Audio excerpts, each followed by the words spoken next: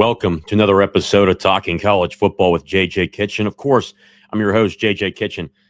Guys, got another show on tap for you today. Obviously, a tough, heartbreaking loss to the Clemson Tigers. I think overall, when you look at this past game, we'll go into a lot of it. Obviously, I did not expect this game to be competitive at all. And, Pitt loses 24-20 on a back-breaking last drive by Clemson. But the defense played a lot better than what people would have thought. The question marks still rely on the offense. We'll go into plenty of that today. What needs to get fixed, the number of plays that just looked horrific, the procedure penalties, everything in between that still seem to be a problem. But there's also a number of different things that actually look good. We actually saw Pitt move the football, actually able to score points at some point during the football game, but make it competitive. Something that's certainly going to keep us in terms of intact. But what do we really need to look for in terms of what this team can do going forward in the final two games? Pitt currently sitting at 7-3. We'll go over that as well tonight. So a good show on tap for you guys. And, of course, always answering the live questions. If you haven't done so, the Super Chat button is down below. Your question will rise to the top. Make a small donation to the program. We truly appreciate it. And I'll always subscribe and like the video. Subscribe to the channel. Easy. Helps us with the algorithm, and also, too, liking the video. Guys, as you always know, the show starts off. Colonial Beer, our sponsor of the show, located at 4986 Library Road in Bethel Park, PA, 15102. Obviously, a small business, but more importantly, run by two great Pittmen guys that I've known for a long time. You guys know by now they do a great job, especially, too, making sure they take care of their clients, but more importantly, the customer service that's always there to take care of the people that are always around them. Guys, make sure you go over and see Colonial Beer, located at 4986 Library Road in Bethel Park, PA, 15102. And, of course, they still have the Pitt Icy Light cans in there. Go ahead and get yourself one of those and get ready for your home tailgates and your home parties for the last two games of the Pitt college football season and potentially into the future now with Pitt basketball coming up, and especially, too, with their big victory in the backyard brawl over the West Virginia Mountaineers. Also, too, the show is sponsored by Thompson Law Group with Brian Thompson, an attorney on your side. Right now, with many people struggling with the economy and rising costs, they're helping many people and businesses with their debts, and they're offering free telephone consultations to assess all options available to those who are struggling, no matter the type of amount of debt they are in. You can reach them at 724-799-8404 or check them out online at thompsonattorney.com. And also, people, for anyone that doesn't know, obviously, I've known Brian for a long time. I personally use him myself for any type of questions that I have. He's a really good individual, a great Pitt man, comes from a great family, does a lot for the community in terms of what he's able to do, especially, too, with youth sports. And obviously, he's got a number of great sons and a daughter. He does a great job overall, great Pitt man. But more importantly, when it comes to being an attorney, he cares about you, the individual. When you look at a lot of these bigger law firms, they really look at you as a number. Brian doesn't see you that way. Brian sees you as the individual and wants to make sure that you get the results that you need personally to make sure the outcome that you're looking for is one that is successful. Again, guys, Thompson Law Group with Brian Thompson. Again, go see him. Give him a call at 724-799-8404 or go to see him at thompsonattorney.com. Guys, as we get into it here, obviously, as you all know, we'll get into a number of the questions here coming up as soon as they start piling in. Obviously, we're approaching almost 100 people now between X and YouTube. If you're over on X, head over to YouTube, like the video, subscribe, and also, too, if you want your question to pop up at the top, hit the Super Chat button, a small donation, and it helps out the program.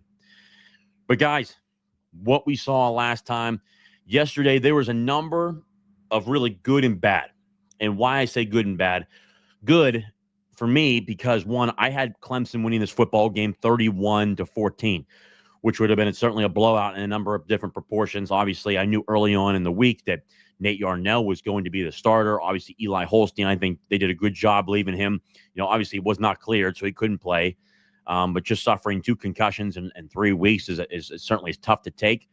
And obviously, too, Nate Yarnell was a guy that I think could come in and try to make things competitive, but he did a lot better than what I thought. Now, when it comes to the offense, the ineptitude of penalties, wide receiver drops, We saw a number of guys make their debut on the offensive line. I thought Jackson Brown really did a tremendous job. I mean, you look overall, anybody that I've talked to, I mean, probably the biggest offensive lineman that they have. I expect him really going forward to this point to be the starting right tackle. He had a couple missed blocks. Obviously, he gave up 1 sack in the game. For a guy that first started, it's his first start of the actual season and overall in his career. And if you're wondering, Jackson Brown, obviously the legacy name, comes from a great family, and obviously his dad played at Pitt.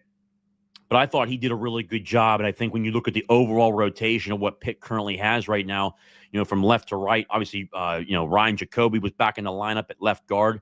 I think overall between, Ryan Bayer, Ryan Jacoby, our center, obviously Cooper, right guard with B.J. Williams, and obviously Lyndon Cooper at center, B.J. Williams at right guard, and now Jackson Brown at right tackle. You have those 5, but also 2. Terrence Enos is a guy that can play, as he's shown. He can play at the guard position. He can play at the tackle position. He's another guy that's backed up, but also 2. Isaiah Montgomery. He can play at the right tackle position. So you got 2 extra guys, and then potentially a couple more guys with Coretta back there who can really fill in. And we'll see what exactly happens with Lyndon Cooper. Unfortunately, he went down with an injury. We're hoping that he's okay, that he'll be ready to go this week. But the offense and just the ineptitude of what they were able to do, they had a number of different opportunities where they were able to win this football game. And, again, I understand fans being mad. I was mad because I thought they were going to win that game. I mean, they had the lead with $1:30 left in the football game. And the one drive, up to that point, Clemson only had 6 yards rushing in the entire game. Kate Klubnik in the football game was 27 of 41. 288 yards, averaged, 7 yards per attempt, 2 touchdowns, no interceptions. But here's the biggest thing, and I thought it was a great tweet today. And I actually retweeted it. I might actually be able to find it on my page here and be able to read it to you guys. I just said it, just pure facts. I mean, it was just a great tweet from RJ. Let's see if I can find it in here. Let me see here.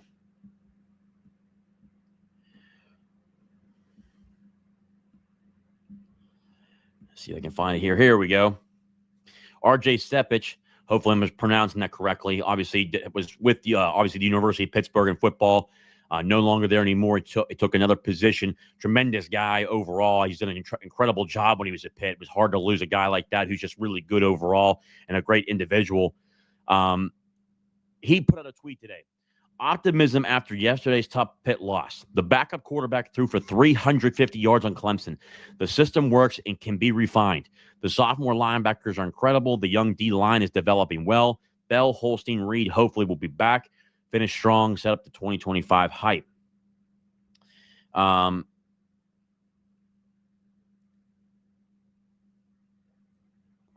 thought that was a great tweet by RJ. And overall, he is right. I mean, overall, when you look at him and what he's been able to do to this point, I can't tell you enough where you saw that game yesterday. Obviously, the multitude of penalties between, back and forth, the drop passes by the wide receivers. I mean, that has been a continuous trend. In my opinion, in the first half, I thought the offensive line played really well. And Nate Yarnell had a number of plays where he had plenty of time to throw, and there were plays that he missed, but also 2 plays that he actually hit. Nate Yarnell in this football game was 34 of 54 for 354 yards, a 6.5-point average, 1 touchdown, 1 interception. I mean, that just put that into perspective. I mean, it proves it's there. And I think that, again, we talked about early on in the season, and I'm not going to go I'm not going away from it. Eli Holstein is a redshirt freshman, led Pitt to a 7-0 record. Now, these past 3 games, obviously, we've had a number of different teams. Obviously, you had SMU. Virginia was still, that should have never happened. That's still a bad loss overall. And then you have, obviously, Clemson, where you almost won that football game. Obviously, BC Thompson here. Does Pitt have a goal line package? And if so, why didn't they use it on the goal line series and try QB sneak? Brian, again, this is a great question. One that I put out overall. And again, thank you so much for the super chat, by the way. Beyond appreciative for supporting the show as always. No, they don't. They don't have any under center packages. I put that out there recently as well. It was funny. I tweeted about it during the game. when you're on the 1 yard line and it's first and goal, how the hell do you not have a play where you're under center and you just have a, for instance, like the Philadelphia Eagles have the tush push. You see, Jalen Hurts or Kenny Pickett being able to run it. Both of them have done it this year. Philadelphia's been really good at it overall. But the out of the shotgun and handing the ball off to get 1 yard is just bewilderment to me. And that's one thing that I think that this offense can really improve on. When you look at their offensive line package and overall in terms of the goal line, what you see is what you get. And I think that he doesn't have that yet. It can be, and again, RJ's tweet was a really good one, and he's talking about a number of different things too. It can be refined. There can be things added to it. And as you get better as an offensive coordinator, it continues to develop. It continues to be brought around. And I think when you look at Pitt right now, there's a number of different areas that they need to get better at. That's for sure. I mean, you look across the board with Pitt, there are numerous areas where this offense can get better. The amount of penalties that they had, the amount of plays where they truly left them on the board. You look at it from a different perspective. It was there. The game was there. They had it won, even with all the mistakes, and even Pitt's defense. Now, Pitt's defense certainly had their own issues in the football game as well. The 2 or 3 consecutive offside penalties are something that should never happen in college football ever, and that's a fact.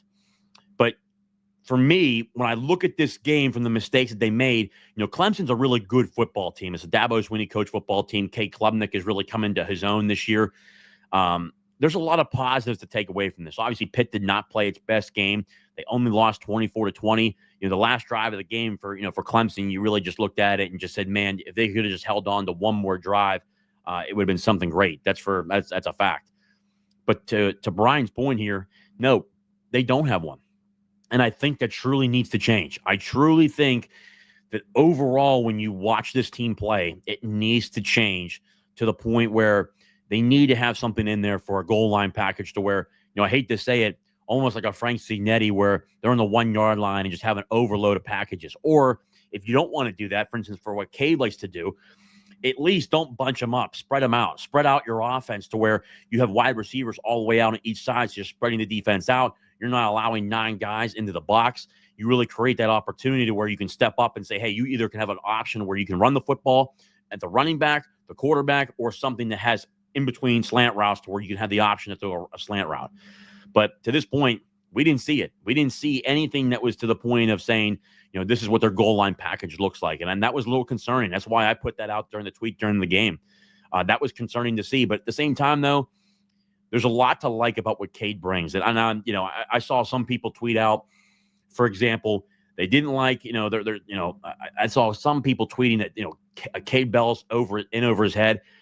Guys, what I can tell you is this. I know for a fact, I'm telling you right now, Georgia has called Cade, Florida has called Cade, and Oklahoma has called Cade. I'm just telling you.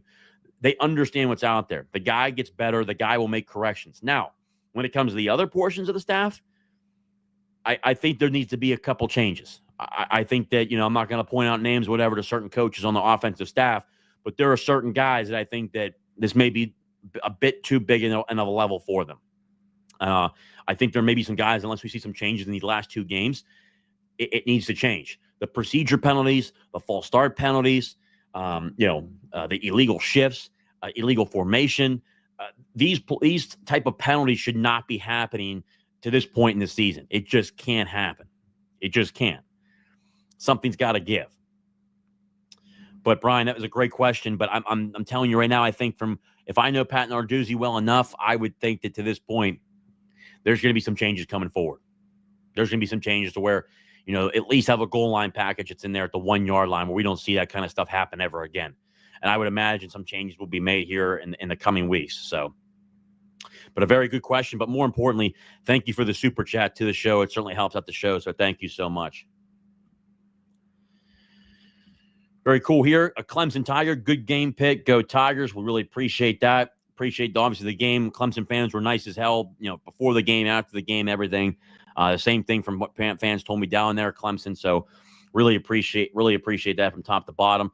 Clemson had everyone out on offense and defense, basically. I don't know about that. I mean, you had your starting run, you had Falfa in there. I don't know about that, obviously. He was there. Obviously, Cade Klubnik was there. You had your starting wide receivers there. I mean, Pitt was missing a number of different guys on the offensive line. They were missing running backs. They were missing wide receivers. We missed our starting quarterback. So I don't know if that's a real excuse to say why they wouldn't have won that game, but to each his own. If Yarnell was a little faster, he would have gotten out of a lot of the issues the O-line had. Adam, to your point, I think that, when you watch this team, the first half, I thought the offensive line played well. Now, there's still question marks overall in the offensive line in terms of getting a push.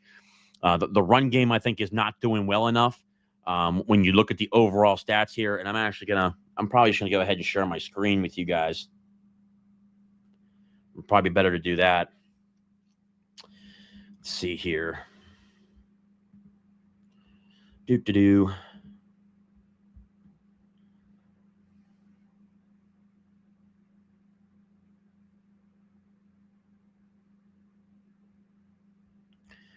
Let me see here.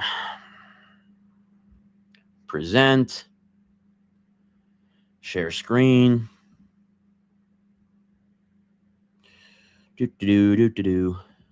No, not that one. Here we go.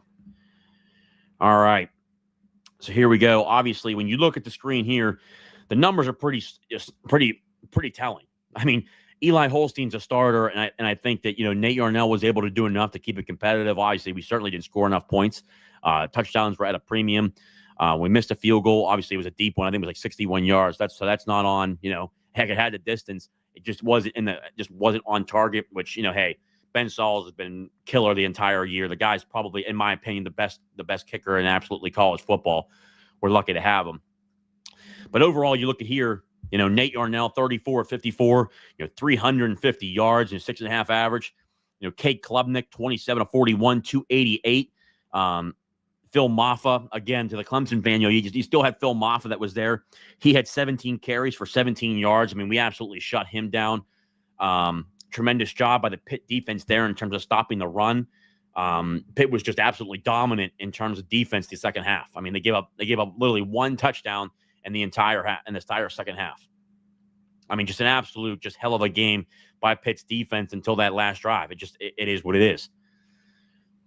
But overall here, you see that there. Obviously, Desmond Reed had 10 catches for 108 yards through the air. Actually, we'll run up here to the running backs here for Pitt. Desmond Reed, 14 carries for 68 yards, a 4.9 average. Daniel Carter, also 2 prayers up to Daniel Carter. Obviously, he looks like he's going to be out for the year. C.J. Lee, he's going to be out for the year, according to Pat Narduzzi. We're wishing the best and the best recovery for both of them. C.J. Lee, a guy who's going to be instrumental in what we need to do next year. We want him back as healthy as possible, and whatever he needs to do to get healthy. We're all rooting for him, but more importantly, praying for him and sending him positive vibes because he's an important part of this football team. Daniel Carter, a 6-year senior, the story behind him wanting to play at Pitt and wearing the script, love that guy, appreciate Daniel Carter and everything he's done here at Pitt, a 6-year senior, a true Pitt man, just like Gavin Bartholomew, all these guys. It's going to suck not seeing Daniel Carter be able to put on the Pitt uniform anymore. And truly wish we used him more times, to be honest with you. Derek Davis, 4 carries for 7 yards. Kenny Johnson had a carry, and Nate Yarnell minus 20 due to sacks. But overall, you look into the passing game again. 10 receptions by Desmond Reed. Great football player there. Raphael Poppy Williams, 7 catches for 68 yards. But he had a number of drops in this game. Kanate Mumfield, 5 catches for 58 yards. He had a number of drops. Kenny Johnson had drops. Gavin Bartholomew, 4 catches, 32 yards, and a touchdown finally. Got him a touchdown there. Nate Yarnell, a good touch throw that he had there. Just overall, a good aspect of what Pitt wanted to do. Just the lack of focus in the execution. The execution just wasn't there. And to watch this team and the amount of pressures, it just hurt this football team. When you come down to the defense here, obviously, Kyle Lewis, man. I mean, Kyle Lewis statistically right now is the best linebacker in college football. Undoubtedly, no questions asked. No questions asked. I mean, he's by far the best one. Will, so did Pitt. User, yeah, I know. I agree.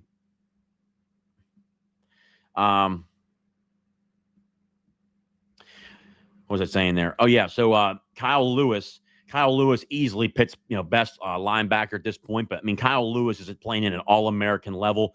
He had 7 tackles in this game, 4 solo, 2 sacks, 3.5 tackles for loss. Another great game out of him. Rasheem Biles continues to play at a high level. Donovan McMillan, 7 tackles, doing a great job again. I don't expect him to be back next year. I would think he'd probably go to the NFL draft after this year. Braylon Lovelace, 5 tackles, tackle and a half for a loss. Brandon George had a sack, 4 tackles. Nate Matlack, 2 tackles and a sack. Nate James had a half a sack. Sincere Edwards had a sack. I mean, overall, just good overall. 5 sacks total in this football game. You saw in this offensive line, this defensive line continues to get better. Sean Fitzsimmons, 3 tackles. Cruz Brookins, again, 3 tackles. I continue to think he continues to get incredibly better. Same thing with Taman Lynham. Jimmy Scott continues to be a major factor, 2 tackles for loss. Just overall, what you're looking for. I mean, they continue to get better. Besides the one thing that's just inexcusable on defense was the 3 offside penalties, whether, the referees were saying that Pitt was clapping to a certain degree. I don't personally agree with that. I thought that was BS. I thought that was an excuse. Officiating was still an issue, but had no bearing on Pitt winning or losing. The 3 offside penalties for Pitt on defense didn't affect the game at all because they got off the field the next play. This game just really came down to Pitt. And I think Pitt really beat Pitt this game. Just tough.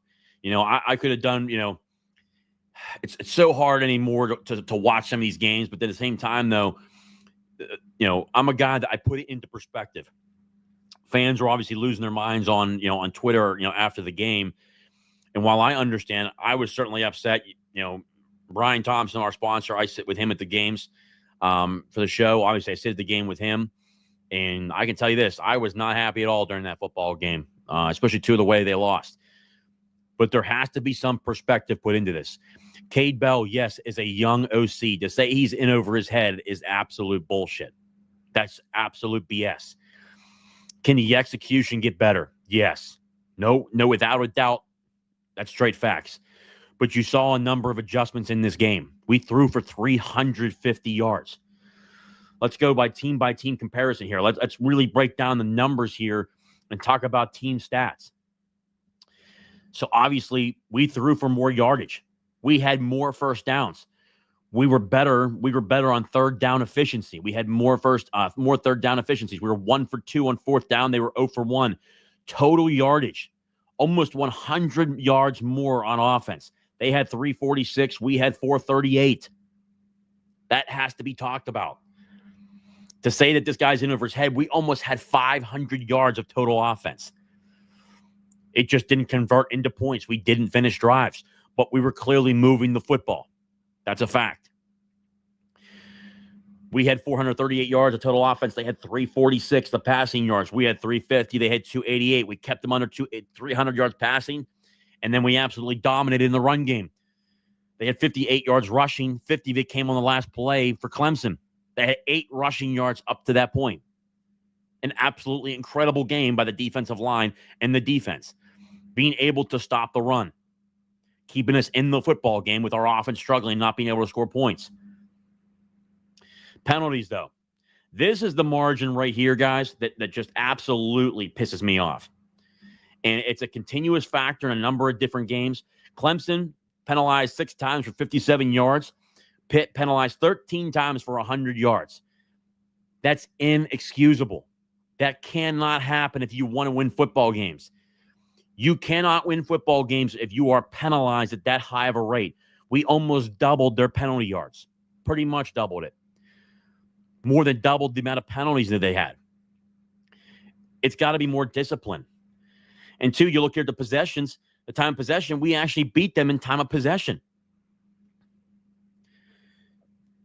Statistically, besides the penalties, Pitt should have won this football game. If it converts into points like it's supposed to, and not kick field goals or not miss on touchdowns, and because of backed up penalties, but put us back, we have to hit a field goal. We don't get a touchdown. Pat Narduzzi calling a timeout when Derek Davis Jr. is literally running the ball into the end zone. It's just constant mistakes right now. It's right there for the taking, though. And I think Pitt fans should really look at this and understand that there is a high probability that when we fix this stuff, Pitt goes back on the winning. And to people to say that, that Pitt won't win the rest of the year, I mean, they almost beat Clemson with a backup quarterback, multiple injuries on offense and defense. Louisville just lost to Stanford on Saturday. Boston College is certainly a wreck right now. Obviously, Thomas Castellanos, obviously benched by Boston College, and he hits the portal right afterwards. They don't look good. They've struggled throughout the year from the tape that I've watched. To think that they can't win these next 2 games if these things get corrected is wrong. Pitt has a very good opportunity to really bounce back, understand what they're looking at, and get back in it to go 9-3, potentially 10-3 to win a bowl game. Eli Holstein will be back this week. I think that people really need to put things into perspective and understand that, people who are saying, well, Eli's regressed, all this stuff. He hasn't regressed. He needs to just grow. When you're a redshirt freshman and you're starting your first year, things need to change. Obviously, as a young quarterback, obviously with the amount of pressure he was facing, the amount of times he got hit, this 1 week off, I think, will truly help him. But in this game, I think that Pitt really has its pairing. And then you really have that offensive line, and you have Terrence Enos, who can be really effective in terms of playing guard or tackle. He can do both. Depending upon what happens with Lyndon Cooper, Terrence Moore might be playing at center. We'll see what happens there. Caleb Holmes is another guy. Isaiah Montgomery is another guy who can jump in there. But right now, I think they just truly need to grow on this and need to expand. I think the offensive line coach for Pitt at this point really needs to have a conversation with these guys and figure out why some guys are regressing, why some guys are not playing better. I thought Ryan Bayer did a better job at left tackle. He gets better as the year goes on, the more repetitions he gets. I think Terrence Enos would get better too if he had more repetitions there as well. Jackson Brown, again, I said it before, he's done a great job. I thought he was really good in that football game, made a number of different mistakes, whether it was in the pass rush, got beat a couple times, but for a guy starting his first ever college football game ever and actually being in his first ever game, besides, I think, the Cal game or the Youngstown State game, can't be too upset about it. But overall, the offensive line collectively needs to be better. It needs to get things figured out.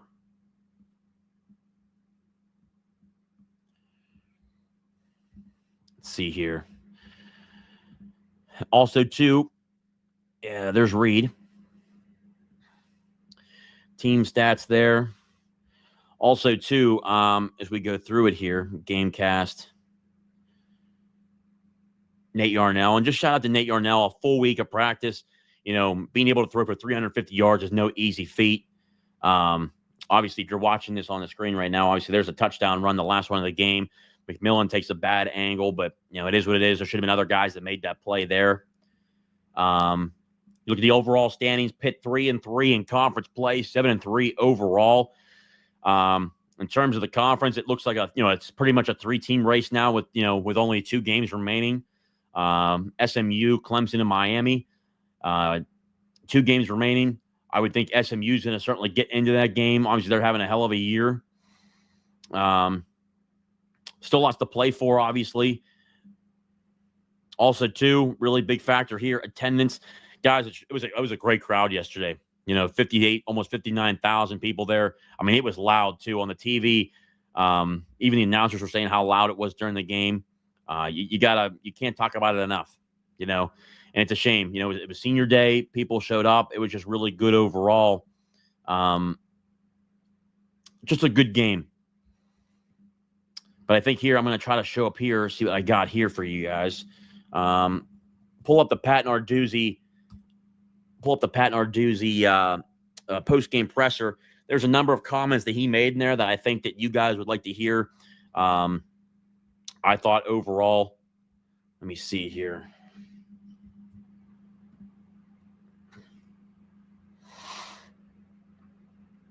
Let's see here.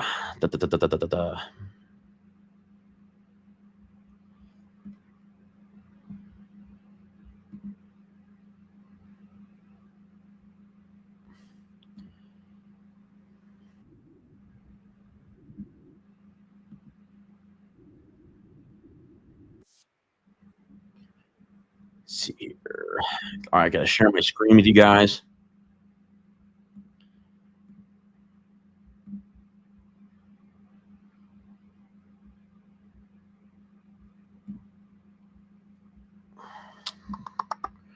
Again, we have 175 people in here between X and YouTube. If you haven't done so yet, hit the like button down at the bottom. It's easy. It's free. It helps out with the algorithm. Share this with your friends online right now. Also, too, subscribe to the channel. And if you want your comment read, hit the super chat button. Make a small donation to the program. Obviously, you guys saw Brian. Thank you again for the $5 donation to the program. Put your donation through there. I'll be able to put it up on the screen, and then we'll certainly talk about it. But before we get into that, I'm going to share my screen here. And here's Pat Narduzzi at the end of the game here, obviously in the postgame presser, but a number of different things that he said here that I thought were pretty interesting. We wanted to get it for those guys. I think we've had a six-game win streak on senior day, and our kids fought their tails off. As usual, it's a team loss. We did it together. There's plays on offense, defense that you wish you had back. But I love that group in there. They fought their tails off to the end. Didn't go our way. Game of inches. You look at the defense played their tails off the entire game. On the field for almost 35 minutes. They had one drive at the end of the second quarter, or I guess the middle of maybe the beginning of the second quarter, where they hit two big posts on us.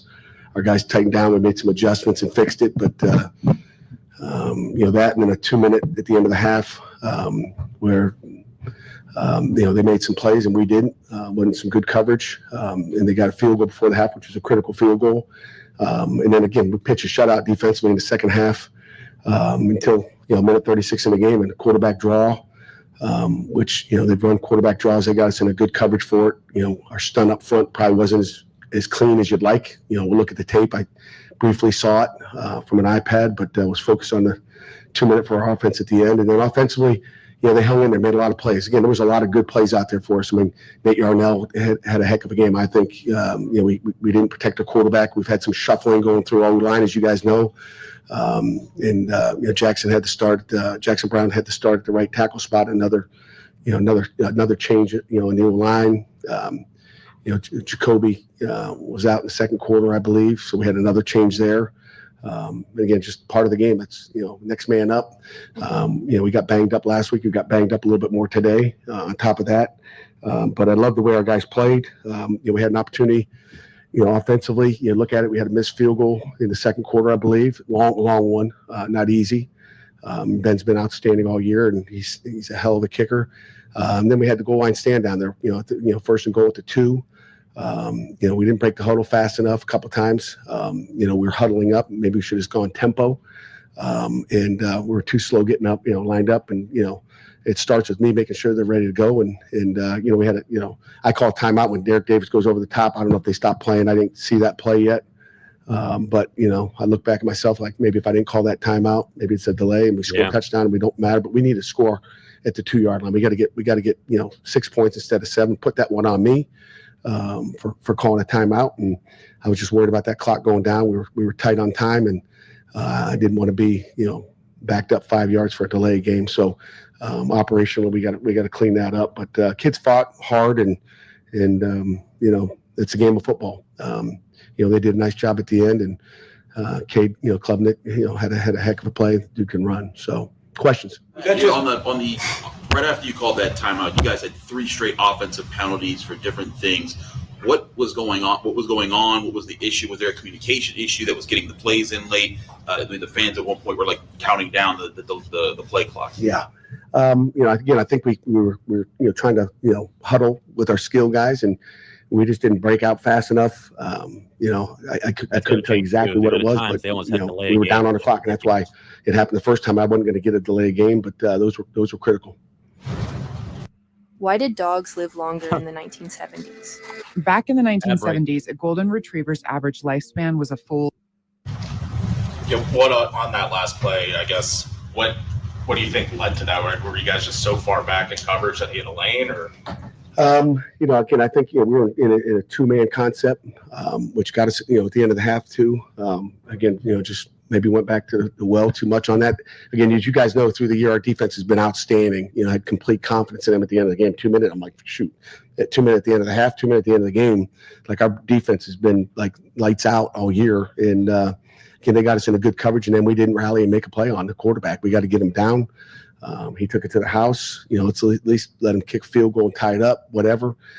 We just didn't get him down. It's on us as coaches. Pat, how do you keep this team from losing confidence after 3 games? They're not going to lose confidence after what they did out there today. I mean, Stephen, we got a good football team in there, and we played a good football team. They aren't crappy. We got a darn good football team, and we just keep our heads up. We got 2 more guaranteed games, and then we'll move on from there. We got really good Louisville game, Louisville team on the road. And we got to pick up the pieces, and our guys will do that. They were great in the locker room afterwards. It's a game of football. It's what we do. It only had 8 rushing yards up to that last play. Yeah. Thanks for reminding me. Georgia held them to 38. That was low on the year, so that tells you what kind of performance our kids did. Moffat, really couldn't get anything going all day. It was a great performance by our defense and rush defense, and then again to give up a quarterback draw, which is the one. So they got 58 total yards. They got 50 on the last play. So I don't know if I answered your question, but You had 2 guys taken off on cards. Any update on those guys? Yeah, Jerry. Both of them will be out for the year. Daniel had probably looked like a broken. I'm not a doctor, but it was not a pretty looking sight out there. You knew immediately that he had an issue there, and then CJ Lee, he'll be out as well with a look like a Again, I'm no doctor, but a patella tendon. So, what do you think? Or why were you guys drawing offsides 3 consecutive plays? Are they doing a different snap? Well, they called 3 in a row, and again, that wasn't. It was critical, but it wasn't critical because we get off the field anyway. Defense did a heck of a job, but 3 in a row. Center was moving his shoulder and getting us to jump, but it was 3 in a row. And then they got him the next series, but they didn't get him enough. Again, it was, some movement up there that, shouldn't be done, but, they didn't get him, I'm whining to the officials. They got him the next series, but, I'm just glad they didn't score on those, on that drive. We got off the field. Other than the touchdown, is the most disappointing part of the game, the 13 penalties? Yeah, I mean, definitely. I mean, you look at offense, we had a holding call early. We had a false start, Gavin, down on the goal line. I believe, we had 1 illegal formation. We had delay game on 3rd and goal. We had a false start, 2 false starts by our guards out there. And then, we had an unnecessary roughness on P.J. O'Brien. I can't tell you. I got a good peek at that one. Again, we had the 3 offsides on defense. We had a face mask on the sideline, which is kind of nitpicky. But I believe we got off the field on that. We had a roughing the passer on Nate Matlack. He was coming out, maybe if he's a little high, I'll have to look at that. I didn't look at it, but those are the penalties, that we had. And then we had a delay game on punt returner for fair catching and then, picking up the bounce. So, again, when you look at it, just too many unforced errors. And again, we've been good all year. In the last 2 weeks, we haven't been that way. We had 6 drops. We had other opportunities offensively. I mean, again, there's just so many things you can point to. It's not just a 2-minute drive at the end of the half or at the end of the game. It's, it's a goal line stand. We had our opportunities to win. We got a good football team in there. We just got to be cleaner. You do at this stage of the year to tighten up discipline and like the moments where you guys had those self-inflicting penalties, regardless of the ones where offsides and the shoulder thing, that's one thing. But when you're doing it to yourself on offense, it's something that you harped on last week. Yeah, I mean, it's attention to detail, and we talk about it every day. And in crunch time, we just got to be more disciplined. Again, we got a disciplined football team. We're not an undisciplined football team, but things happen in the heat of the moment, and guys get anxious, and we didn't do a good enough job. So, just some comments there. Obviously, wanted to put that out there with obviously Narduzzi's press conference. At the end of the game. Overall, I think when you look at this football team, he had some good points in there. A number of different things that were very noticeable. Again, the flags that you look at overall, the delay of game penalties were ridiculous. The 3 offside penalties, that was ridiculous. But it's just the overall execution of the offense when they take the field. It's that simple. And when you look at this offense again, we look at the total yardage. 438 yards of total offense. They were really on the verge and pushing for almost close to 500 yards of total offense. I mean, when you have over 400 yards of offense, there's no reason why you shouldn't have more points. And it was just consistent issues in the goal line. And Brian had a great comment. How is there not a package to be under center to do a quarterback sneak, anything like that? It just needs to get changed. And I see in some of the comments here, obviously, Pat's not happy, which he's clearly not. There'll be some guys that they got to start picking it up, or there'll be some potential changes. But also, when you look at the staff, there might be some potential changes there. We're not sure how that will look. Again, it's only their first year in this. What it looks like going forward, we'll have to see. But also, too, the wide receivers in just really the last 2 or 3 games, the amount of drops has just been startling. There have been plays that were out there, plays where Pitt can move the football, past the third down, past the first down marker on third down. Guys drop the football and just missed opportunities. And Pitt's missing those opportunities. The thing is, though, when you look at this from a realistic perspective and not to go into full Phantom mode and everything, the world's falling, whatever, this football team is 7-3. It was 7-0. It's lost 3 games in a row. SMU, who's ranked in the top, the top 13. Clemson, who's in the top 20. They got another, whether Louisville's ranked this week, we'll see. I don't think they probably will. They'll probably drop out of the top 25 due to a loss against Stanford, who's really struggled this year. But these things can be corrected. But it needs to be a total focus during practice. It needs to have its focus. It needs to have its time of day to push forward and to practice on these things. And again, from RJ's tweet, which again I thought was great, and I know got murdered online yesterday from all Pitt fans. Somehow I'm embracing mediocrity and whatnot. I mean, this football team, to put it into perspective, guys, this is a young football team. Okay, besides Nate Yarnell playing today, Eli Holstein, a redshirt freshman. You had Desmond Reed, who's a redshirt sophomore or a true sophomore, true junior. I think it might be true sophomore. You got C.J. Lee, who is young, a sophomore this year. Raphael Poppy Williams, a young guy, sophomore this year. Offensive linemen who are young. Lyndon Cooper and Branson Taylor were the elder statesmen of that group. Branson Taylor goes down with an injury, early on in the year. Then you start shuffling around, putting more young guys in there, but they're younger guys. Kanate Mumfield is obviously a guy who's a veteran guy, but Kenny Johnson's young. Dejon Reynolds is still young. C.J. Lee, Raphael Poppy Williams is still young. You've got a number of guys on this team who are truly young. You've got to let this stuff develop. They're going to make mistakes. Pitt was able to fire back on a lot of wins because of just offensive firepower and Cade Bell really creating plays to make it easy for this offense to get going. But they're going to make mistakes. This football team was 3-9 last year. I think that, it's great that the overall aspirations and, when I said 8-4, 9-3 this year, I was murdered online that I had some Pitt fans telling me that, and, West Virginia fans telling me Pitt won't win 9 games in 2 years. Well, they're 2 games away from winning 9 games. I truly believe they're going to at least, no matter what, win 1 more game. No matter what in the schedule, they're going to be 9-3 or 8-4, in my opinion. It's going to be one or the other, and then potentially a chance to win that game in the bowl game. But overall, when you watch this team, they're young. The linebackers are young. The defensive line is young. I think when Pitt goes in the offseason, they're going to go into the portal for offensive linemen, defensive lineman depth. I think they're going to work on that, those 2 positions. They've certainly recruited really well in terms of bringing in guys, a couple 4-star guys by the end of the year by rivals, I bet, or 247 on the wide receiver portion of it. At the running back position, you've still got, Derek Davis back there. Joel Goff is a true freshman. I think we may start to see him a little bit dependent upon injuries. I think he's going to be really good. He's a powerful back, a guy. He's not big in stature, but runs hard, always falls forward when he's tackled. He's a guy to watch out for. You've got some young wide receivers that'll be coming in here, potentially maybe 1 wide receiver add through the portal. Will had a really good comment here. Let's see here.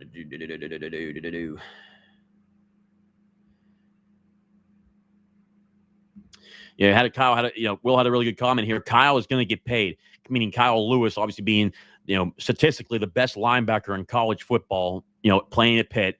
Kyle is going to get paid after the season. If anyone is on the fence of the Lions 412, now is the time to donate. If you want Pitt to keep guys like him in the program, that's a fact. and the revenue sharing will start next year. The more we get involved with this, the better. Obviously, I have no intention of taking back anything in my Alliance 412. I'm a happy subscriber. At the end of the day, I pay for tickets to go to these games. I pay, the food and beverage, everything that's involved with this, the actual game day environment. Guess what? We're a shareholder in this team. And this is the best way to get back. Pitt fans have always asked, how can I get back? How can I get back to help out this team? How can I get back to do this? Well, guess what? This is it. Subscribing to Alliance 412 and donating is the way to do it. And the more you donate, the better players that we're going to get. And building on top of this, we have a young football team.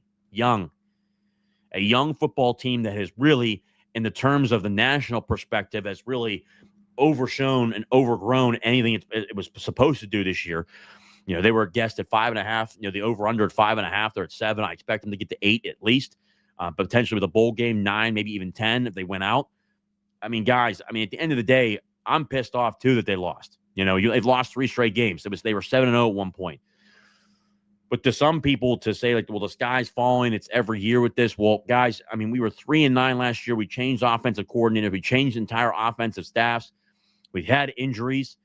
That's part of the game. Every team goes through injuries, but guess what? We're making those young guy mistakes, young player mistakes. But these guys need an opportunity to grow. And guess what? When we go in the offseason, the transfer portal, there will be holes that will be filled.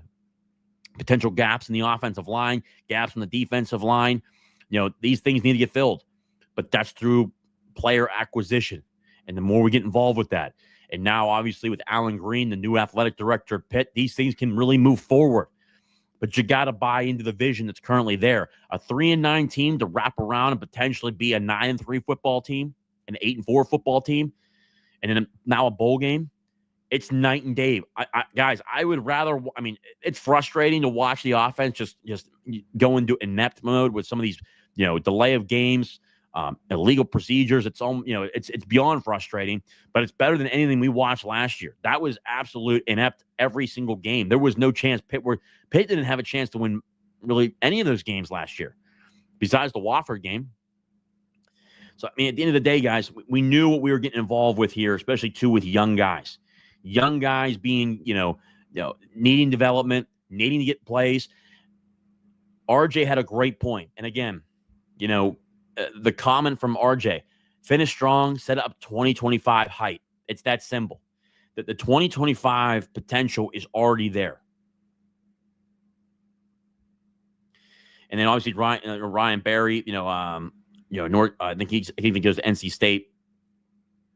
He even says Kyle Lewis, Rasheem Biles, and Desmond Reed are truly the best players on this team. He's probably right now. And those guys are going to be major factors. Desmond Reed is going to be a major factor next year in this football team.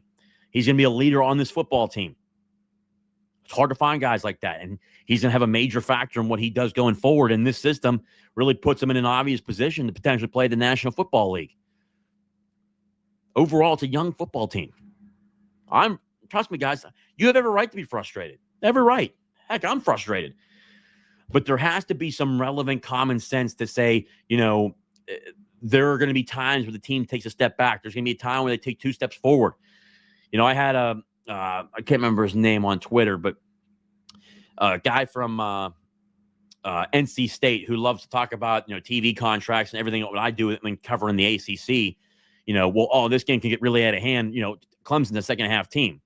And I even said in that conversation, well, guess what? the 2 conversations and the 2 comparisons were, Wake Forest, and I can't remember the other team, Wake Forest and someone else. Well, Pitt isn't one of those 2 teams. And I was proven right. This team is getting better and better. The 2025 hype, if they finish out strong here, should be high.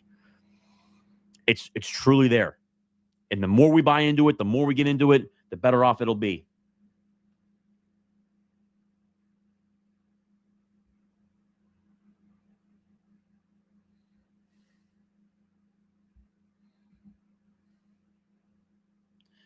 I agree. Real SMU will definitely a better team. Pitt was the better team in the last 2 weeks. I agree. Donovan, I think a lot of guys going to be in the portal next year. I don't know. I don't know about that. I don't know from what I've seen. We'll see, but I'm not sure about it. These guys love being here. I know that. I've talked to a number of them.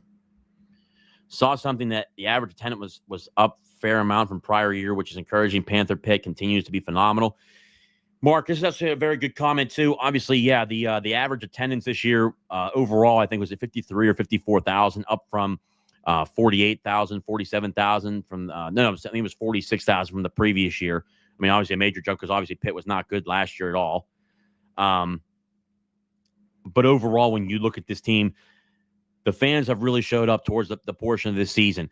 The one thing that my gripe is, I can't stand Sweet Caroline. I think the song is so overrated. I wish Pitt would do something original towards the university. Oakland Originals, that song, maybe play that more often. But at the end of the third quarter, when they play Sweet Caroline, the amount of people in the Panther Pit that's still left is just kind of concerning. Even the general public, though, too. I just don't understand that.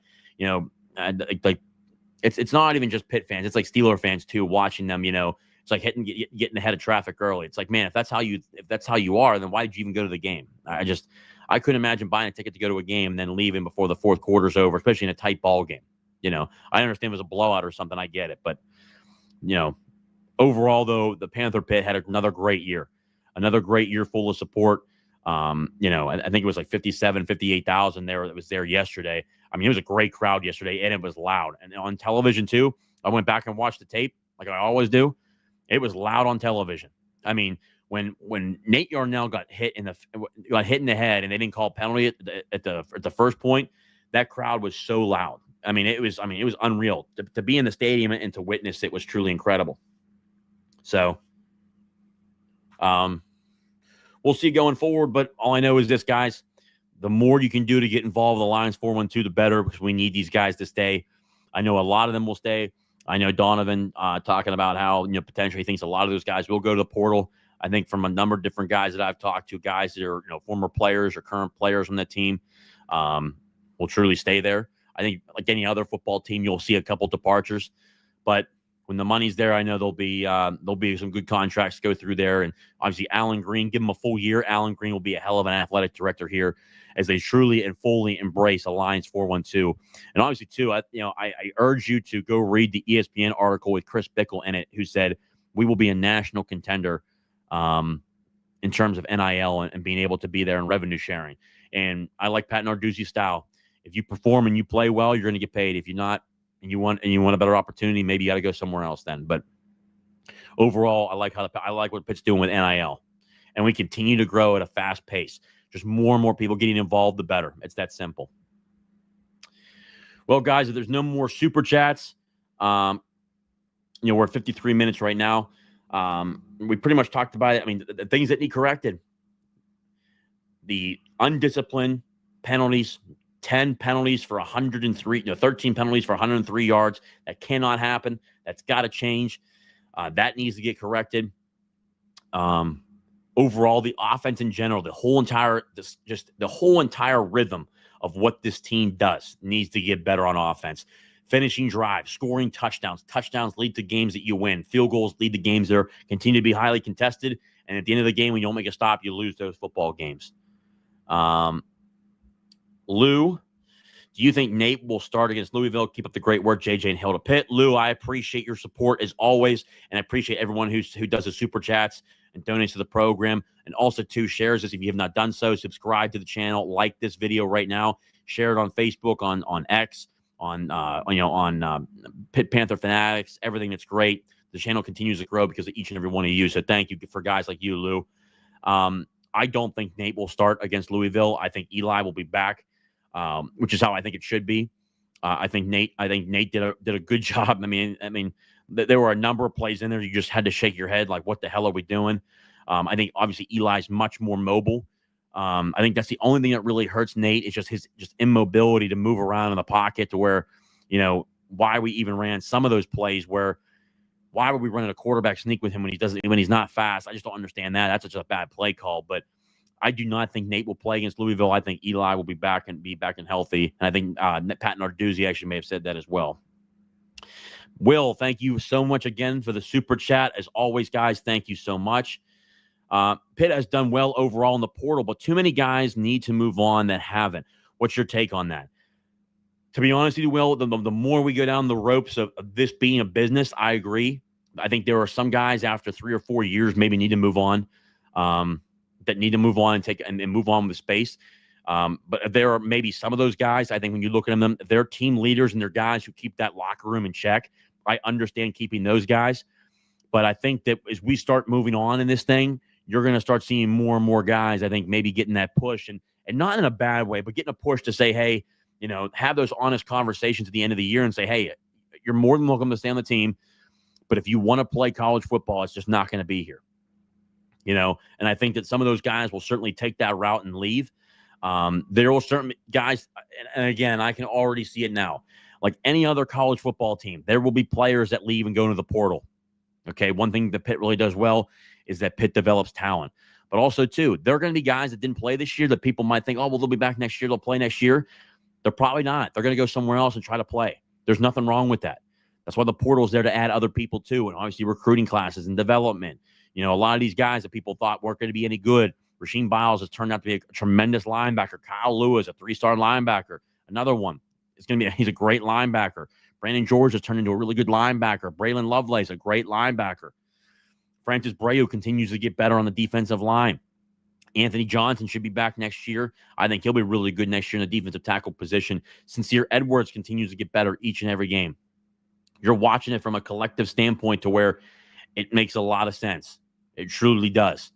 And there will be guys that leave through the portal, but for the love of God, it's not the end-all, be-all. The prime example is this year. Sammy Okunlola leaves to the portal. Dayon Hayes leaves to the portal, for the good or bad. Solomon DeShields. The amount of people that reached out, and when I told people that this linebacking room was going to be damn good, even with them being young, people were like, oh, no, all these starters left. They're never going to be any good. Look what happened. They put young guys in there who are truly playing at a high level, and guess what? They're playing damn good football. It wasn't a major factor. And you look at the overall stats of those guys that left, they weren't big issues. Call it what it is. So I think overall, Will, to answer your question, yeah, I think that there's going to be a push for some guys to leave to open up some spots. I think that overall, the new roster sizes will go from 105 to 95. You can have 95 scholarship guys. I think majority, you'll probably see colleges still use the 85 scholarship mark. And then 85 to 95, I think you have 10 walk-ons because Pat Narduzzi wants to use walk-ons, and I agree. It's actually a good thing. You'll find some of those good, really, diamond in the rough guys where they get on scholarship, which I think he's doing the right thing with that. But, guys, there'll be guys who leave. There'll be guys who stay. It's not the end-all, be-all. It's not the end of the world. We'll survive. Will, again, thank you for the super chat and the donation to the program. As always, brother, I appreciate your support. Guys, again, this has been another episode of Talking College Football with JJ Kitchen. If you've not done so, share this on X, share this on Facebook. And then after they watch the live show, go back and answer my questions in the comments section. Leave me a comment. Who do you think needs to get better? What do you think needs to get better? Do you think it gets better? And what's Pitt's overall record going to be at the end of this 2 games? 7-5, 8-4, or 9-3? Let me know in the comments section as this is posted, and I'll respond to you guys to talk about what you guys think. But overall, man, it's been another show. Appreciate everything that you guys do for the program and what you guys do on a day in and day out basis. Guys, we'll be releasing more ACC stuff this week, more rankings. I'll have more time. I've been so busy with work. It's a busy time of year in my career. So, again, I'll be able to start doing a little bit more with the ACC. Obviously, the ACC content will be good. The ACC rankings, games to watch, but more importantly, a preview of Pitt versus Louisville down in Louisville. It's going to be one hell of a game. We'll be able to drop that during the week. But, guys, as always and forever, thank you so much for everything you guys do for the program. Thank you guys so much for supporting this. If you've not done so, like the video and subscribe. Share this with your friends and leave comments down in the comments section as this is posted. Guys, as always and forever, hail to Pitt. I'll see you guys next time.